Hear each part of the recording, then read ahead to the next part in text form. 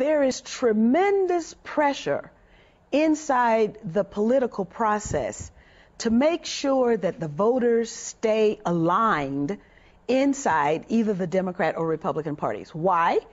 Because both of those parties have been captured by special interests.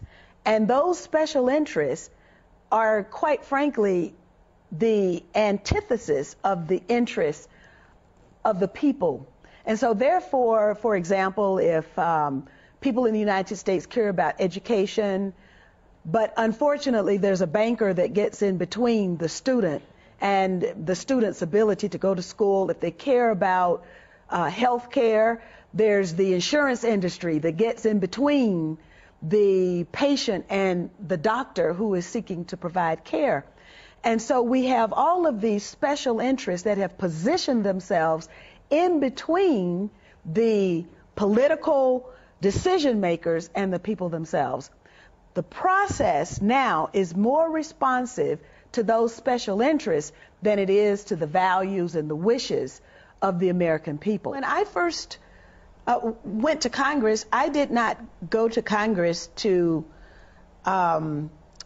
pay particular attention to any area outside of the black community that I represented that was in need, and of course U.S. Africa policy, which was abhorrent and unfortunately still is. But what I ran into, I bumped into at almost every turn were these special interests. And there's no more special interest that has any more influence than the pro-Israel lobby.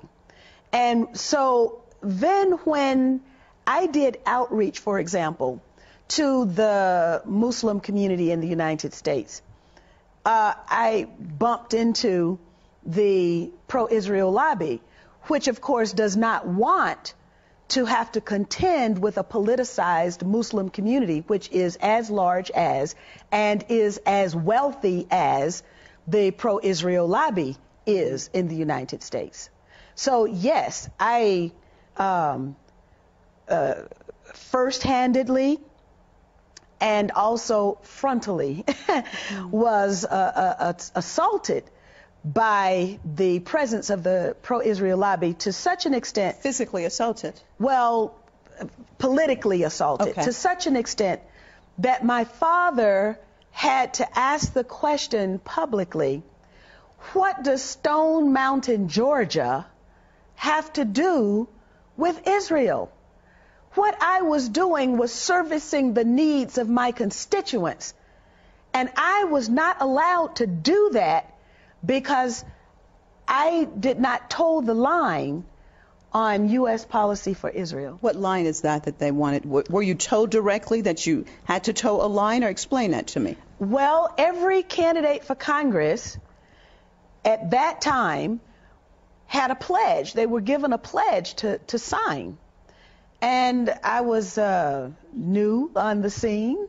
And so the pledge had Jerusalem as the capital city, the military superiority of Israel. American Congress people have to sign this pledge. Yes, you sign the pledge. If you don't sign the pledge, you don't get money. So, for example, it was almost like water torture for me. My parents observed this. I would get a call, and the person on the other end of the phone would say, I want to do a fundraiser for you.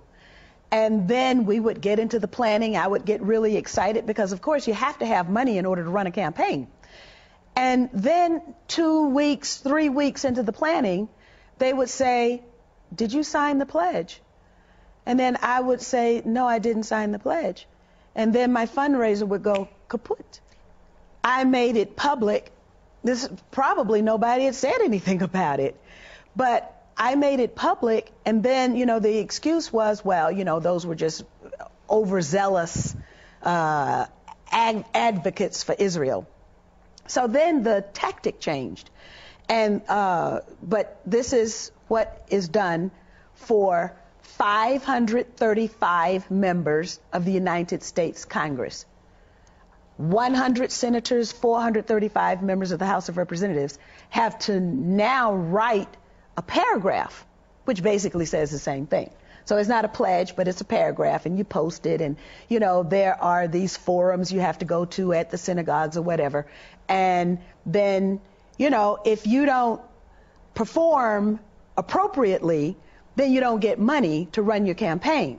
The problem is that it requires an awful lot of money to run a campaign. And whether it's a woman's organization, an environmental organization, people can read about this on the internet if they're interested. If you go to thomas.loc.gov, that is the official United States Congress website. And if you put in the name Gus Savage, because Gus Savage was a black member of Congress who was targeted by the pro-Israel lobby. And he had the foresight to use his position as an incumbent in the House of Representatives to put his experience on the congressional record.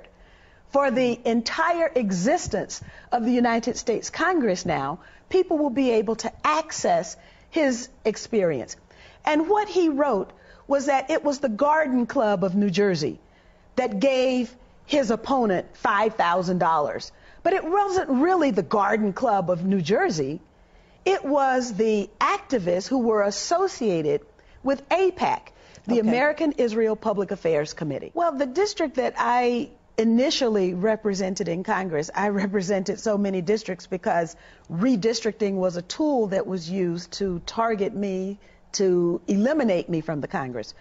But the district that initially sent me there was a district that was comprised of rural blacks in the black belt of Georgia. These are people who have not had access to equal opportunity at all. The district was challenged in the Supreme Court. And with the assistance of the Anti-Defamation League, the district was dismantled.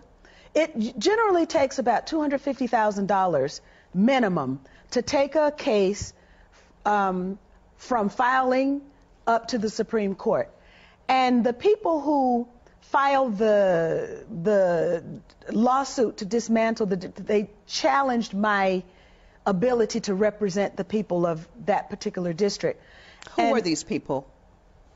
Well, actually, interestingly, there were 5 white citizens, one of whom had been the white male candidate that I defeated in the Democratic primary. And they were aided and abetted by the Anti-Defamation League. And when the case arrived at the Supreme Court, interestingly, on the same day as an environmental case, the spotted owl case, the Supreme Court decided that the habitat for the spotted owl should be protected, but that the black voters in that district could have no protection. And so the district was dismantled. Well, I have, because of the notoriety about me telling my story, and then, of course, the public positions that I've taken supporting the human rights aspirations, the legitimate rights and the aspirations of the Palestinian people, I have a target on my forehead. And that then means that every means that is available to the pro-Israel lobby will be utilized to make sure that I do not ever occupy a position of authority. Now, fortunately for me, there is a very large peace community that is interested in change. And they would like to have a tested, experienced voice representing them in that very hall of Congress so that they can at least have their voices heard, even if they can't change the policy. But being there is the first step to having the policy changed.